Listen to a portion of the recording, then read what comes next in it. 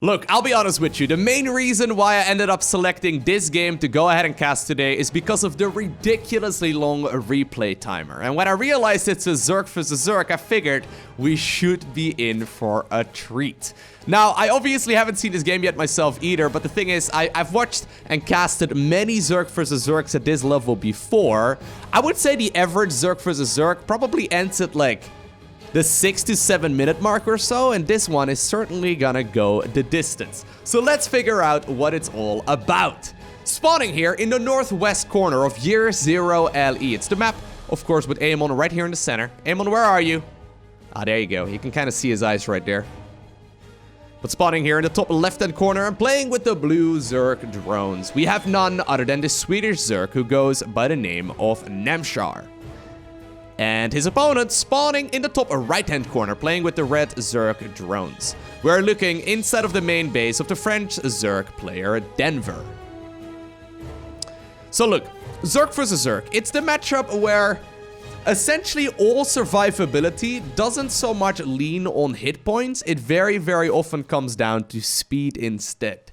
So what I mean with that is that Zerg vs Zerg, especially in the early game, can kind of feel like playing an RPG where you've put all of your points in damage output and 0 in survivability.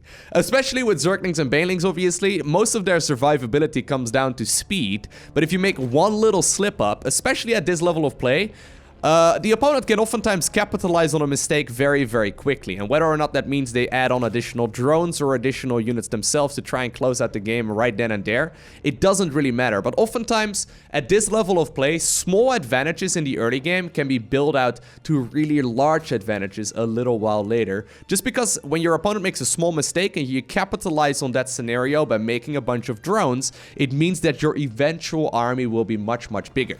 Now, this map, generally speaking, does lean towards a much more macro-focused style. If I zoom out real quick, we have a quick overview. You can see all of the easy-to-take expansions are all down towards the south. So if you imagine right now both players expanding in like a vertical line down from their main base, they have a whole bunch of bases that they can relatively easily take. And that means usually when you're not expanding to watch your opponent, especially in the Zerg vs Zerg matchup, that you're in for a much more macro-focused style. The rush distance obviously on this map is rather long as well. There's a couple of these rocks that you can break to go ahead and make the pushing a little bit easier with Roach Ravager battles and all that, but we'll see where this game is going to take us. I'm really excited for it. Alright, so Denver not going for the third hatchery just yet. Instead, he's setting up an Evo chamber right now. Two queens are holding, well, I was gonna say they're holding hands. Usually they are. There we go. That was a quick turnaround right there. But yeah, they are indeed holding hands right here, standing side to side to prevent any Zerglings from running in. Are you, by the way, allowed to hold hands before marriage if you're a queen? I'm not entirely sure what the rule is. But regardless, we see on the other side of the map, Namshar already grabbing that third hatchery really early on into the game. So this doesn't necessarily mean that one player is ahead of the other. This is mostly like a preference thing. So Denver is very clearly showing, okay, I am gonna go ahead and sit back for quite some time and make a bunch of roaches. At the very least, that's what he's telling me right now. Namshar, though, does have this Overlord up above. If this gas right now wouldn't have been taken at this point, I think that he probably would have been a little bit cautious and maybe he would have expected, like, you know, this wall to be a fake. But he should be able to know right now that this is a pretty straightforward early game here from Denver, where he usually tries to squeeze out as many workers as possible while grabbing himself that very quick lair. And that's exactly what we see right now from our Zerg player in red. In the meantime, on the other side of the map, Namshar is not slowing down here either. So I just want to emphasize the amount of units both players have made. It's really just 4 Zerglings here. Ooh, Namshar almost getting into that natural, but not quite. But neither player is really making any kind of, any kind of army composition here until a little while later. They're really focusing on that droning instead. So this kind of feels like a gentleman's agreement, right? Obviously, if either player would have been a little more aggressive in the early game, maybe they could have cleaned it up right then and there. Did Denver actually get link speed? No, he didn't even get Zergling speed. So that was an extremely quick lair there from our Zerg player in red. It's a bit of a gamble, but oftentimes it can pay off just in sheer dividends because you can almost skip that early game and go straight towards the mid game. Namshar is giving him that chance as well, though. So Namshar, he's a very high-level Zerg player. I believe that Serral is one, or Namshar rather, is one of Serral's main practice partners. He's, I believe, the Zerg player that he thanked after winning BlizzCon, which certainly means that Serral puts a lot of faith into him. But Namshar is definitely a Zerg player who focuses a lot on that macro game. He doesn't really cheese very often, and that may very well be the reason why Denver decided to go for a much more macro-focused opener right here as well. He just simply made a stupid amount of drones, crossed his fingers, and hoped his opponent wasn't going to play aggressive. Namshar, on the other hand, he opened up with what could have been very aggressive, and then he scouted what was going on, and he just simply started piling on the drones himself. I personally am more of a fan right here of Namshar's opener. Even though obviously Denver does get more tech a little bit quicker, this still should be a relatively safe way of playing. And yeah, especially when you get that Overseer in right here, you can try and scout around for the next possible threat. So the biggest issue that both players actually could face off against right now, we know that it's not happening, but it would be a Spire. Spire is a very, very scary tool in the Zerg versus Zerg matchup. Interestingly enough, large amounts of Roaches actually counter Spire units, so Mutas obviously, generally speaking, will be able to gun down the Roaches, but the Roaches in the meantime can deal so much damage that it's pretty ridiculous. Now, in this game, though, it's not happening. Both players are gonna go for the double upgrades, but did I see that correctly? Okay, Denver is gonna mix it up and go for a Nydus network. Yeah, both players actually going double upgrades right now. Namshar, not really, you know, the player to go for something out of the ordinary. I kind of like this, though, right? Look at this little pattern of Overlords. I just noticed it on the minimap. That's a curious pattern. I wonder if that is just in case it would be a Nydus Worm. So he's, like, scouting around, making sure he would 100% of the time know about an incoming Overseer. Yeah, look at the vision that he has around his bases. He should be fully aware of any kind of Nydus Worm that goes down. I love this, actually. Really strong play there as far as the Overlord positioning goes by Namshar. It's very difficult to do so. But I guess he knows at this point, okay, it's not a Spire, I don't think, because the Mutas would have already been out. So I'm just going to go ahead and spread my Overlords everywhere to be 100% aware of the fact that, you know, there might be some aggression coming. And I can go ahead and scout exactly what's going on. Denver now, though, leading the charge right here with a couple Roaches. I did notice a couple of the Roaches from Namshar, though, were split off into the main base just to, indeed, deal with this kind of aggression. So there we go. We see the Nydus Worm going down. At the same time, though, Namshar trying to get this around right now on Denver's units. There is an upgrade advantage right now for the player in red, as he does have +2 missile and not +1 just yet. Namshar is finishing up +2 at this point. That's one of the disadvantages of going for that quick third base. But even though the Nydus network, I love the play right now. I think it's very solid. I think it's really strong. And generally speaking, it is in meta. We don't really see any effectiveness coming out of this just yet because of that brilliant Overlord positioning here from our Zerg player in blue. Right, look, he knows exactly what is going on his side of the map. He's even got an Overlord scouting all of the other Overlords of his opponent that are nearby. I mean, look at the amount of vision right now. By the way, I believe that's the Tasteless and Artosis announcer. The Tastosis announcer. I mean, that's a missed opportunity right there, and I'm sure, I'm not gonna lie. There's that. No, I'm just kidding. Love the Tasteless and Artosis announcer. But here we go. Big push happening by Namshar, trying to just simply overpower his opponent because of that early game economy advantage that he took, because his opponent decided to not really make any aggressive units here either. Great dodging of the bios, but obviously you gotta keep in mind that the Vanner's advantage right here is all in favor of Denver. His units just simply spawn significantly closer to the fight, and with the reinforcements right now coming to life, eventually these Roaches in blue are gonna be pushed back. Now, here's the scary part about a Nydus, right? The investment nowadays into a Nydus Worm is not nearly as big as it was a couple months ago. They made the structure as well as the worm itself significantly better and significantly cheaper, which means that Denver, yeah, he can go ahead and continuously throw up these Nydus Worms, and it should usually at least pop up once, right? And if anything right now, this is forcing Namshar to sit back.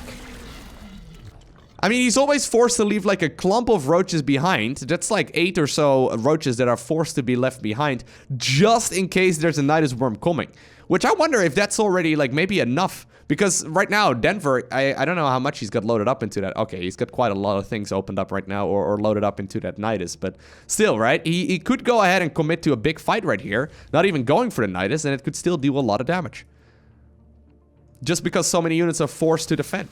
There we go. Once again, another knight is coming up, though. At the same time, Denver is splitting up a couple of his units. He's trying to go after his opponent's economy, getting a couple drones here as well. Once again, another Nydus is now going up into the main base. Namshar needs to not pay attention for 1 second. Right now with Burrow, that could very well be right now. He could go ahead and defend against this Nydus Worm. He halted like 7 of them or so in total. Okay, more like 3 or so of them in total so far. But here we go. Denver is going to be able to get at least one of those Nydus Worms up, but he's not really committing too much. I love that Roach Burrow micro though, right? If you're dealing with a worm right now, you're definitely not gonna have an overseer right over there either. So Denver is just simply gonna go ahead and be an absolute nuisance, leave one of those roaches behind. Obviously, that can go ahead and kill a couple of workers here in a little while as well. Nydus Worm once again finishing up. You can use that for reinforcing a little bit closer as well, bringing that defender's advantage just a little bit closer towards his opponent's side of the map as well. Looks like, though, Namshar is dealing with all of this really nicely, but it takes like one mistake to make a critical error.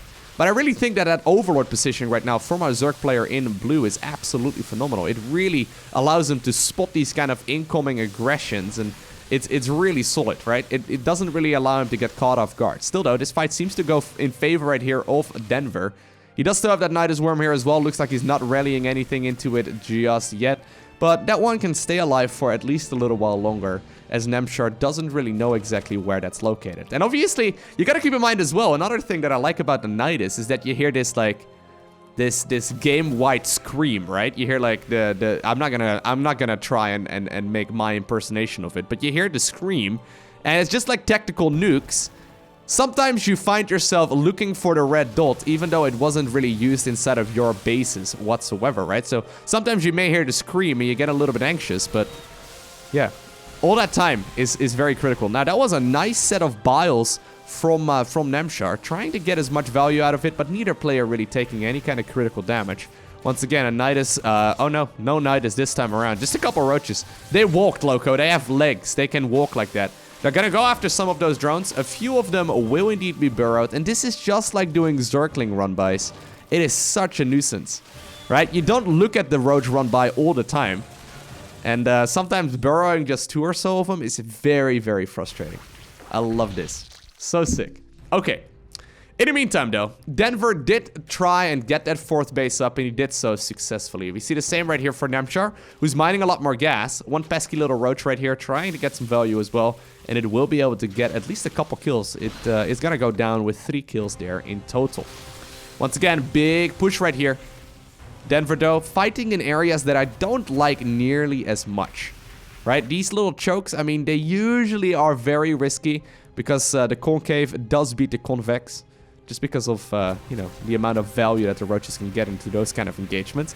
Namshar, though, not going to lose an Overlord there for free, and he does move that one away just in time of the corrosive biles. Now, it looks like Denver is actually setting up what seems to be a bit of a counter-attack, right? He's going for a multi-pronged harass. Sending a couple of units right now towards their 3rd base. They're going to be able to pick up quite a bit. And with that Roach army that was protecting the 4th distracted as well, it means that Denver is going to move in and go for the drones at the 4th base here too. Love the corrosive balls right there on the cocoon, and the 4th base does go down. So that was a brilliant move there by Denver, a triple-pronged harass, and it does give him the value that he's looking for. +3 is right now coming up here for Namshar. I kind of would like to see this Roaches actually attack the Evo a little bit more. They should be able to pick that up really, really quickly, but once again, we see Denver fighting all over the place, forcing the council right here on the 4th hatchery once again, and he is looking like he's in a really solid position. Using the Nydus Worm, using that multi-pronged harass, and then also defending beautifully at home. Great game here so far by Denver, although the fights with the big army were a little bit questionable. Now, okay, I was going to say, where is the transition? Because we saw +3/+3 coming up for Namshar, which means that he's at Hive. He can go ahead and transition towards Vipers and whatnot as well, which I think are really, really good.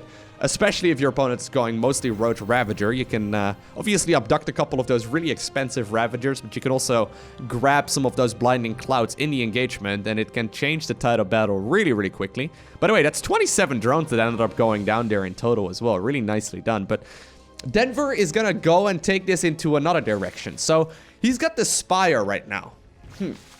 I don't know if I like the Spire as much as the Hive Tech. I'll be brutally honest with you. Especially once +3 armor finishes, which is in just about 11 seconds, right? You can see it right there on the right-hand side of the screen. Mutas without upgrades are just not gonna deal any damage. Like, they deal damage, obviously, but it's gonna be a very, very small amount. And with Hydras already being made here for Namshar as well, he's gonna go for Lurkers. I don't think he's gonna have too much trouble, although maybe what Denver is planning on is doing like a massive switch, like 20, 30 mutas at once, and just to trade armies and then overwhelm his opponent while getting those, while he's getting those roaches out, right? That could certainly be the case. Once again, by the way, another Nydus Worm is coming up. We see once more Denver fighting in so many angles at once. I love this. I'm not all too familiar with Denver just yet, but I've casted a couple of games from him so far, and I gotta say, he's looking extremely promising. Like, he's showing us some really solid multitasking, right? Going toe-to-toe with someone as old school, I suppose, at this point as Namshar. Namshar is definitely one of those players very well respected, and yeah, certainly showing us that he's perfectly capable of going toe-to-toe here. I love it. All right, so there we go. Now, this is 5 mutas. What are 5 mutas gonna do? Seriously. Namshar didn't see the Spire, but he did see that there was no Hive yet, which I think is going to make him pretty happy, all things considered. And Namshar is doing a much better job right now defending against most of this aggression. Leaving a couple of Lurkers at this base is already going to make it much easier, and I think no matter what, right, Roach armies are going to be deflected. I mean, you can try and jump onto a couple Lurkers, but you only make that mistake once. You cannot pull out of Lurker engagements, okay? If you're committed to fighting them, you need to fight until the bitter end. And usually players are very, very hesitant doing so. Well, here we go. It's just a couple mutas. So maybe this is a similar idea as we see Zerg players do in Zerg versus Protoss. Where it's not so... Look how... Look! 3/3 queens. Look at this one queen. How much damage is she taking? It's like nothing. Anyway, maybe this is just like Zerg versus Protoss, where you send a couple of mutas in to try and kill some probes, and then you go back into your normal unit composition just to try and focus an overcompensation from your opponent. Or force an overcompensation, rather. Love the dodging of the balls there, though. Eventually, Namshar did end up taking quite a couple. More of them do end up coming up in Denver. Oof. You can see that that Namshar is aggressive, right? He wants to fight right now, primarily because of the... oh my god, there's Lurkers all of a sudden everywhere, by the way. But primarily because of the sheer amount of upgrades that he's got. I love this, though. The Lurker aggression everywhere is killing so many of those workers. And while Namshar is not going to be able to get the Lurkers in the natural to deal that much damage, the ones at the third are busy killing drones. The Roach Ravager army, in the meantime, is pushing that 4th base as well. Plus, we see Lurkers inside of the main base right now trying to kill whatever tech structure they can. So all of a sudden, right, in a couple seconds, we see 35 of those drones fall. The same can be said, though, for Namshar. He's losing drones left and right. Those mutas that I was a little bit critical of, they are providing a stupid amount of value. Those Hydras have a really hard time chasing them down, and while eventually it looks like this army might get picked off, Denver still ended up getting his money's worth right there for those mutas for sure. Roaches, once again, trying to get some value as well. They will be killed. One Lurker, once again, actually being a nuisance here inside of the main base. This game is all over the place. While that's happening, though, Namshar, trying to distract his opponent with Lurkers, he's also using the time that he created for himself to get those Lurkers into a better position. And all of a sudden, actually, if you look right now at the economy, right? Even though it was Denver who was at a very substantial advantage here, we see now Denver sitting on just really one mining... Dude, he's got 13 drones! I just realized he's got 13 drones! Whew! Alright. Denver, though, not feeling out of the water yet. Keep in mind, nowadays you can go ahead and use those Nydus Worms beautifully as well as a defensive mechanism. You can go ahead and retreat super easily. And while indeed Denver is killing his opponent's main hive, yeah, we see Namshar finally trying to come back. Do you want to move up a ramp, though? Not really with Corrosive Bile. The hive falls, and all of those units managed to get on out of there. Namshar, though, did not send all of his units back.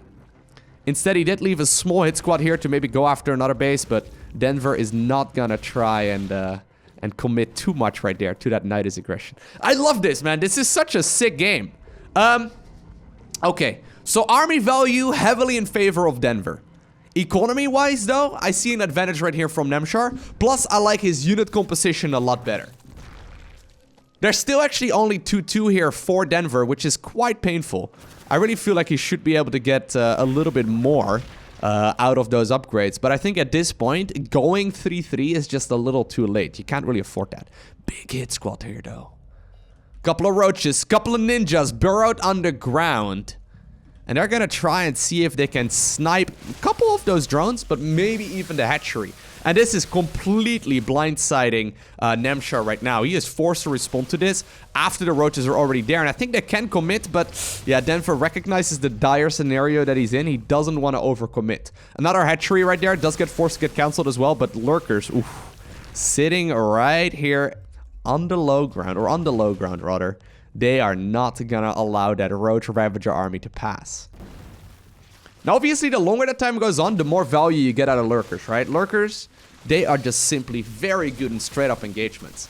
Denver's way of dealing with it so far, though, has been primarily to just not acknowledge them, really, to not really fight them at all. Namshar does get a kill right there on the hatch, but look, I don't know if that's really that good anymore. He sacrificed a lot of roaches to try and achieve that, and, well, apparently one of them will live to tell the tale.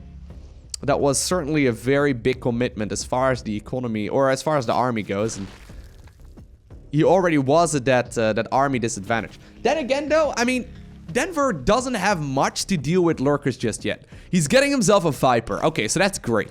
Vipers with Blinding Cloud can shut down Lurkers. So if, for example, Namshar burrows all of those Lurkers together in one big clump, there certainly is a chance for our Zerg player in red to deal critical amounts of damage. But you have to commit to Lurker fights. It's very difficult to do so because they deal so much damage to ground units, right? They just simply absolutely smash ground units. So I'm not entirely sure if you really want to commit to the fight. What you can also do is land corrosive biles and then try and back up. So, ooh, good control there by Namshar.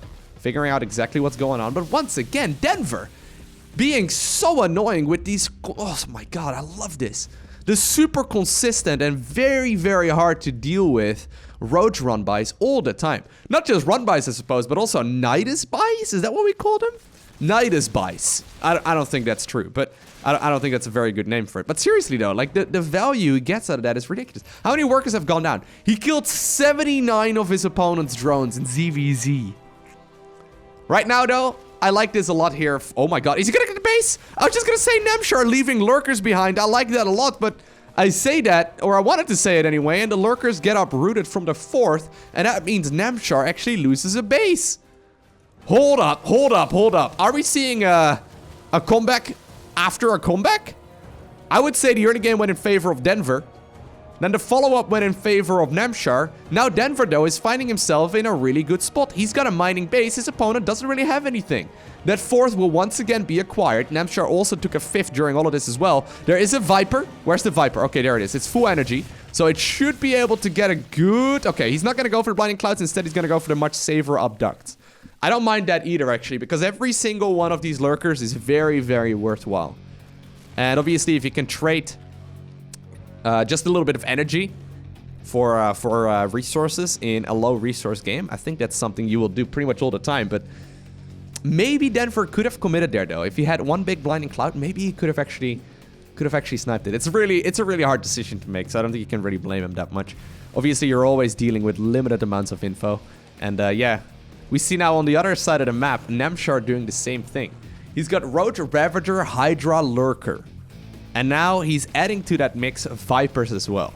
This is not an easy unit composition to control, but the potential obviously is enormous. I love this though, Namshar apparently scouting out that indeed there are a couple of those roaches for his opponent, trying once again to grab some free worker kills at the 4th. Love these Lurkers, this is what I was trying to say. He did this earlier as well, I think that's very, very nice. Having those Lurkers here is essentially going to prevent all of those runbys that have been dealing so much damage from dealing any. Now, there's one hero, Mutalisk, apparently feeling brave enough to shoot at any of the drones he can find. Already 2 going down. I think a 3rd one may very well join the fray as well. Even +3 armored, like, drones though, right? They don't mess around. They can stay alive for quite some time. Namshar though, once again, trying to do a little bit of run by here for himself. He's been doing an excellent job here all throughout the game with his overlords. His vision, like, look at the minimap right now. His vision is really good. He's been scouting with these changelings non-stop. He knows when his opponent is expanding, and they both know the eco that they have. Now, neither player really wants to commit to a big fight, I don't think. But Denver's trying, though. I don't know. Can you really fight Lurkers at this point in the game? I'm a little anxious for him, to be honest. So the end-all, be-all... Oh my god, he's trying to trap his opponent. There are more than enough overseers, though. Okay, I'll talk about that in just a little bit. But the end-all, be-all composition for Zerg versus Zerg is Hydra, Lurker, Viper.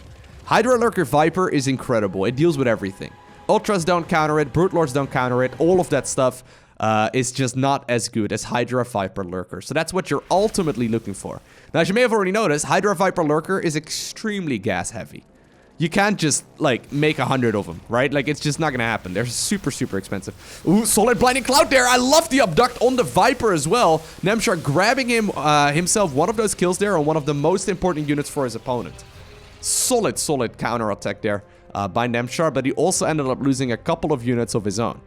Still, though, while that's going on, Denver, never, ever, ever even considering the all-army hotkey, is sending a couple of roaches once more as a hit squad towards his opponent. You see the same happening right here for Namshar, although he doesn't burrow nearly as often. He did still get himself a couple of those worker kills as well. And I guess with the fourth base not attackable, we see the roaches now making their way towards the third instead. Really though, both players are primarily mining right now off of bases that are relatively close together. And actually, Denver needs to be careful. He is caught off guard. He is out of position to defend this big push from Namshar towards that, I guess, fifth base? And the fifth will end up falling, and that's actually really, really critical. Apparently, though, Denver decided to go for the big counterattack instead. He recognized, okay, I'm not going to be able to fight my opponent's main army very easily. What about I just fight when he is on my side of the map as well? And he will be able to clean up those lurkers at the fourth base, as well as the hatchery itself. So Denver, he lost the hatch, but he also gained the hatch. We see the same thing right happening once again with a couple of those burrowed units. Denver trying to take the base down south once more, which I think is the right call, but... I really feel like, considering this game seems really even right now, right? I really feel like those upgrades that Namshar has, and just the amount of lurkers, and then the amount of vipers as well, is really heavily in his favor. Upgrades are not to be underestimated. The thing is... Oh, well. Yep, that's 300 minerals down the drain. The thing is, you can deal all the harassment damage that you want, right? And if you can force an all-in from your opponent and a base race, you're in a decent position. However, if you can't fight the main army, StarCraft is a difficult game to win. There's still ways to win, but it becomes much, much harder. I always feel like Namshar could get away right now with abducting a couple of those roaches, right? The economy is so small. So that's really what Namshar wants to do right now. He wants to force that main fight. He's leaving lurkers behind, recognizing very well that his opponent is not likely to give him that engagement. But he's actually leaving all lurkers behind. I kind of dig that, right? That's pretty cool. But still, though, this is risky. Denver is sending the Vipers forward right now. And all of those lurkers get spotted. There you go. Blinding Clouds, indeed, are gonna come up. At the same time, Namshar is going with the counterattack at the newly acquired base for his opponent. The last mining base for his opponent as well. We do see abducts right now on those lurkers, but they are still at 3-3, so they do an awful lot of damage. At the same time, while they quickly burrowed and sacrificed themselves for the swarm, they still ended up getting a couple of those kills and softened up some of those roaches and ravagers. Namshar going with a big attack right now towards the third base. The third base of his opponent does end up falling. And with more and more lurkers on the ground, I think I like this position for Namshar quite a bit. Whew. Calm and steady is the way that he won this game. He did not really worry too much about the damage that he took. He did not really commit too many units to counterattacking either. He just simply solidly and slowly ended up winning this game. Man, I'm really curious though. Hold up, let me return to the game real quick. How many workers were killed in total? That is 166 worker kills in Zerg vs. Zerg? I don't know if I've ever seen that before. I really hope you enjoyed watching this game. If you did, make sure you hit that like button down below. And if you want to see more, make sure you hit that subscribe button so you get a notification as soon as I upload more. A special shout out to the Patreon supporters. You guys are awesome. Thank you so much for your generosity. But for now, I want to thank you for watching. Have an amazing day, okay? Do not forget to smile. And I'll see you once again in the next one.